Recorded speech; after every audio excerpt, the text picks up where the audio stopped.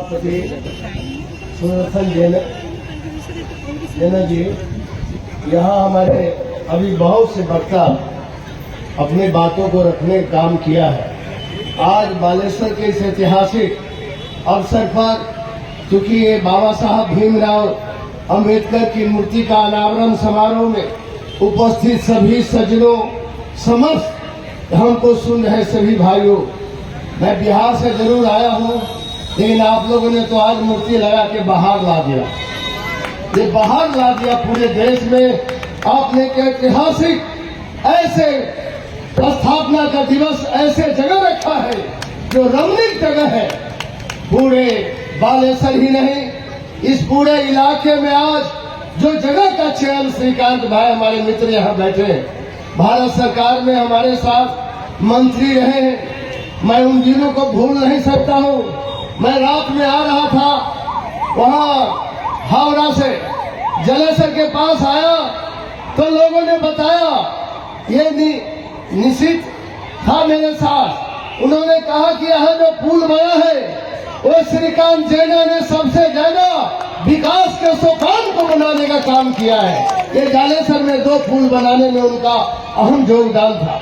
मैं आपको आज कहना चाहता हूँ, इस मंच पर एक से एक विराजमान है यहाँ हमारे अनंत मांझी जी, जो आपने देखा अभी सम्मान, मैं उनका सम्मान करता हूँ। यहाँ वर्तमान एमपी प्रताप सारंगी जी हैं, यहाँ जो हामिद हुसैन जी हैं जो राष्ट्रीय प्रवक्ता भी हैं कांग्रेस के, श्रीकांत भाई तो है ही। यहाँ जो हमारे स्वयं साहब भी बोल के गए हैं, राजेंद्र प्रताप स्वयं साहब को आपने सुना।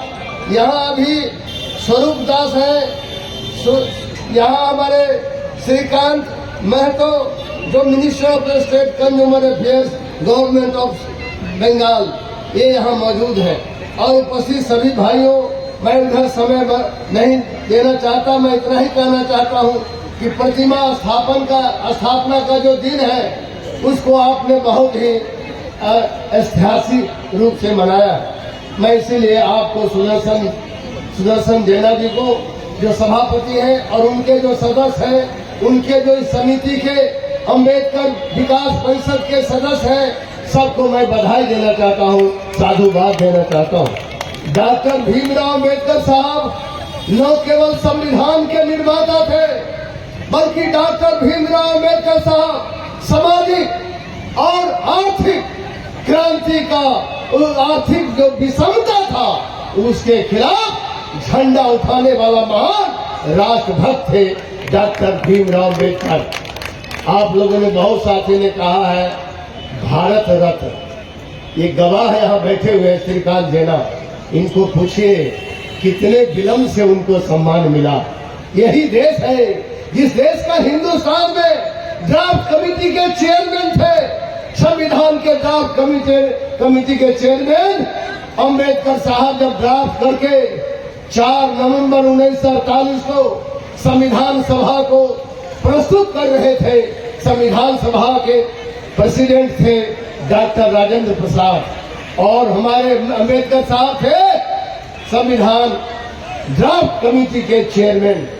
जब वो प्रस्तुत कर रहे थे दुनिया का सबसे बड़ा संविधान, दुनिया का जितना संविधान है सभी संविधानों की अच्छाई को लेकर जो संविधान का ड्राफ्ट किया भीमराव अंबेडकर साहब, जब 4 नवंबर 1948 को संविधान सभा को प्रस्तुत कर रहे थे, प्रस्तुत करते हुए बाबा साहब ने जो अभिव्यक्ति की है वो मार्के की बात है, वो हम सब लोगों के लिए प्रेरणादायक है। उन्होंने कहा था यह संविधान समता, बंधुता, न्याय पर आधारित है और व्यवहारिक भी है, स्वतंत्रता पर भी आधारित है।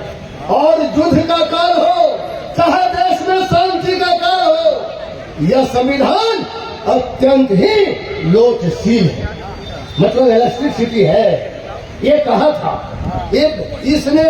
लेकिन वास्तव में इसके बाद आगे का क्या कहा था भीमराव अम्बेडकर साहब, लेकिन वास्तव में मैं ये कह सकता हूँ अगर नए संविधान के अंतर्गत कुछ गलत होता है तो इसका कारण यह नहीं होगा कि हमारे संविधान में कोई बुराई है। इसका कारण होगा देश के देशवासी चरित्र भ्रष्ट है। अब क्या है आप लोग खुद सोचिए। मैं इसको यही रोक देता क्योंकि डॉक्टर अम्बेडकर साहब 3 महापुरुषों को अपना प्रेरणा का स्रोत बनाए थे, संत कबीर और ज्योतिबा फूले और महात्मा बुद्ध। 3 को ही अपना प्रेरणा का स्रोत माने, उसी से प्रेरणा लिए थे। डॉक्टर अम्बेडकर साहब ने सबसे ज्यादा जोर दिया था शिक्षा पर। अभी बहुत से हमारे प्रवक्ता, विद्वान प्रवक्ता और हमारे जैना जी हमारे मित्र काफी जोर दिए हैं शिक्षा पर। याद रखिएगा डॉक्टर अम्बेडकर साहब का यह दर्द आया था। अज्ञानता से अंधविश्वास होता है, अज्ञानता से भय पैदा होता है, अज्ञानता से भय, भय से अंधविश्वास, अंधविश्वास से अंधभक्ति। और जब अंधभक्ति होता है तो इंसान का सोचने की शक्ति खत्म हो, शून्य हो जाता है। मानसिक रूप से इंसान गुलाम हो जाता है। इसीलिए गुलामी को तोड़ने के लिए शिक्षा ही ऐसी चीज है। इसीलिए डॉक्टर अम्बेडकर साहब ने कहा था, साफ साफ कहा था, गुलाम मत बनो। उन्हें देश के शिक्षा को कितना महत्व दिया था। क्रमशः यदि इस पर विचार कीजिएगा तो डॉक्टर अम्बेडकर का आज पूरे देश को, दुनिया को यही संदेश था। क्या संदेश दिया था डॉक्टर अम्बेडकर साहब? शिक्षित बनो, संगठित हो, क्रमशः जोड़िए और तब संघर्ष करो। आज कोई भी दल हो दुनिया में और देश में, आज यह संदेश आज भी अमर है, कल भी अमर रहेगा। अब भीम साहब तो अमर है ही, इसको कौन मार सकता है। इसीलिए मैं कहना चाहता हूँ कि अब बाबा साहब, सनातन धर्म की बहुत चर्चा होती है। कोई दल का ये मीटिंग नहीं है। हमारे श्रीकांत भाई ग्रामीण कहते थे सभी लोगों को मैंने बुलाया है। संविधान दिवस है ये ऐतिहासिक दिवस है संविधान दिवस। तो इसीलिए डॉक्टर अम्बेडकर साहब क्या बोले थे? उन्होंने कहा था हिंदू धर्म में जो कुरीति है, जो पाखंड है, जो फिरका परस्ती है, उसको खत्म करने के लिए उसने बहुत कोशिश किया। जब नहीं खत्म हुआ, 14 दिन था 14 अक्टूबर 1956, नागपुर में बड़ा समारोह हुआ। बहुत बड़ा समारोह नागपुर में हुआ। वहां अम्बेडकर साहब ने कहा यदि छुआछूत को हम तोड़ नहीं सकते, कुरीति को हम मिटा नहीं सकते और ये पाखंड को हम तोड़ नहीं सकते हैं, तो हम इस धर्म को छोड़ सकते। और इसने क्या किया? बुद्धम शरणम गच्छामि। ये जो बुद्ध की मूर्ति लगी हुई है, याद करिएगा, जिसमें कोई जात पात नहीं है, कोई भेदभाव नहीं है, इंसानियत की बात, मानवता को संदेश है इसमें, उसको उसने स्वीकार किया। ये अभी सोचने की बात है। अम्बेडकर साहब कहते थे धर्म ठीक है, पाखंड ठीक नहीं है। अम्बेडकर साहब ने जब बुद्धम धर्म शरणम गच्छामि कह दिया, पूरे देश में, दुनिया में आज ये विशाल ये बहस हो रही है। मैं इसलिए इसको कहता हूँ कि बाबा साहब ने कहा, सहज बौद्ध धर्म स्वीकार करने के बाद कहा चलो बुद्ध धर्म की ओर। मैं बाबा साहब की और भी डर था। क्या डर था? क्यों डर था? क्यों उन्होंने बौद्ध धर्म स्वीकार कर लिया? इसके पीछे उनको ये जैना साहब बोल रहे थे मतभेद हो सकता है लोकतंत्र में, डेमोक्रेसी में मनभेद नहीं हो सकता। जब मनभेद करने की बात किया तो अम्बेडकर साहब ने कहा यह तुम्हारी नियत हो सकती है कि तुम हमारे मालिक बनो, पर यह हमारी मंशा कैसे हो सकती है कि हम तुम्हारे गुलाम बने।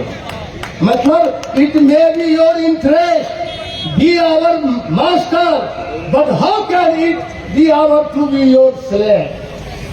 हम तुम्हारा गुलाम कैसे हो सकते? आज वर्तमान परिस्थिति में मैं कहना चाहता हूँ, जहां हमारे दलित भाई है, जहां कमजोर है, आज भी देश में संविधान को इसीलिए लागू करने की जिस दिन ये भारत का संविधान लागू हो जाएगा, पूरे दुनिया में हिंदुस्तान से बढ़िया मुल्क नहीं बन पाएगा। जिस दिन ये संविधान हर जो बड़ा लागू हो जाए संविधान को, क्योंकि जहाँ अछूत कमजोर है, जहाँ कमजोर है वहाँ अछूत है। दलित जहाँ कमजोर है वहाँ अछूत है, और दलित जहाँ मजबूत है वहाँ हिंदू है, और जहाँ जागरूक है आज इस बालेश्वर में वहाँ अम्बेडकर वादी है। मैं सलाम करता हूँ बालेश्वर के उस आज जो देखा हूँ समारोह, आज जो जोश खरोश, आज जो इनका कमिटमेंट देखा हूँ, उसके लिए मैं बहुत ही मुझे प्रसन्नता हुई। श्रीकांत भाई ने मुझे कहा कि ये सुदर्शन एक बहुत बड़ा यहाँ प्रतिमा लगा रहे हैं, आप जरूर उसमें आना। मैं इसीलिए उपस्थित हुआ। डॉक्टर साहब का और भी दर्द था। क्या दर्द था? क्यों डॉक्टर साहब चले गए? बुद्ध धर्म को स्वीकार कर लिए। उसका दूसरा कारण बताता हूँ मैं। दूसरा कारण ये है, हिंदू सोसाइटी जो है बहुमंजिले मकान की तरह है। इसमें प्रवेश करने के लिए न सीढ़ी है न दरवाजा है। जो व्यक्ति जिस मंजिल पर जन्म लेता है वही मरने के लिए विवश होता है। ये भी दर्द, मतलब भेदभाव इतना है। सीढ़ी बना हुआ न सीढ़ी है दूसरे मंजिल पर जाने का, न दरवाजा है। जिस मंजिल पर जन्म लेते हो वही मरने के लिए विवश होना पड़ता है। इसीलिए जातिवाद ने हिंदुस्तान के शूद्रों को, अति शूद्रों की खुशियों को छीना है, उनके स्वाभिमान को कुचलने का काम किया है। ये जो जातिवाद है इसके पर भी प्रहार उन्होंने किया था। इसीलिए अभी हम बता रहे थे, याद दिला रहे थे जिन्ना साहब को शायद वो दिन याद होगा जब हिंदुस्तान का प्रधानमंत्री बहुत विलंब हो गया था। उचित सम्मान भी भीमराव अम्बेडकर साहब को नहीं मिला था। 14 अक्टूबर 1991 में याद होगा श्रीकांत भाई को, पार्लियामेंट में श्रीकांत भाई थे, हम भी बिहार से जीत कर लोकसभा आए थे 1991 में। और तत्कालीन प्रधानमंत्री थे बीपी सिंह साहब। उन्होंने 14 अप्रैल 1991 को डॉक्टर भीमराव साहब का शताब्दी वर्ष था, उसको सामाजिक न्याय वर्ष बना के भारत रत्न की उपाधि से उनको नवाजा गया। इतना विलंब क्यों हुआ? हिंदुस्तान के लोगों, जिसने संविधान बनाया, जो हमको स्वतंत्रता का अधिकार दिया, समानता का अधिकार दिया, जो हमारे गणतंत्र को दुनिया का बेहतर गणतंत्र बनाया, उसको भारत रत्न का उपाधि मिला है 14 अप्रैल 1991 को। अब याद की है, आज तो 2023 है। मैं इसीलिए बाबा साहब को, इसलिए मैं इस बात को याद दिलाना चाहता हूँ आपको। हिंदुस्तान में विभिन्न नागरिक आजादी को हम महफूज रख पाए, जो सिविल लिबर्टी है, जो हमारी अभिव्यक्ति की स्वतंत्रता है, उसको हम बरकरार रख पाए, तो बाबा साहब का मन, उनके सिद्धांत को हम अनुकरण कर पाएंगे, उनके रास्ते पर हम चल पाएंगे। हम एक बात और आपको एक कविता सुना के मैं ज्यादा समय नहीं लूंगा। आप लोग बहुत से विद्वान भी यहाँ साथी बोलना चाहते हैं। एक बच्चा लाल 45 वर्ष का प्रोफेसर है उत्तर प्रदेश का, उसने बच्चा लाल उन्मेष, ये दलित लेखक है, इसने एक कविता लिखा है, उसको मैं पढ़ देना चाहता हूँ। कौन जात हो भाई? जो गांव में होता है उनसे पूछा गया कौन जात हो भाई, इसका हेडिंग है, शीर्षक है, कहा साहब दलित है। नहीं मतलब किस में आते हो भाई? कहा आपकी गली में आता हो साहब, गंदी नाली में आता हो साहब। कहा नहीं, अरे आपकी अलग हुई थाली में आता हो साहब। कहा मुझे लगा कि तुम हिंदू में आते हो, मुझे लगा तुम हिंदू में आते हो। आता हूँ मैं साहब, पर आपके चुनाव में केवल हिंदू में आता हूँ। ये कविता है उन्मेष का। दूसरा कहा क्या खाते हो भाई? जो एक दलित खाता है भाई साहब। नहीं मतलब क्या खाते हो? कहा साहब आपसे मार खाता हूँ, कर्ज का भार खाता हूँ, तंगी में नून तो कभी सूखा अचार रोटी खाता हूँ साहब। नहीं मुझे लगा तुम मुर्गा खाते हो। खाता हूँ न साहब, पर आपके चुनाव में खाता। ये कविता।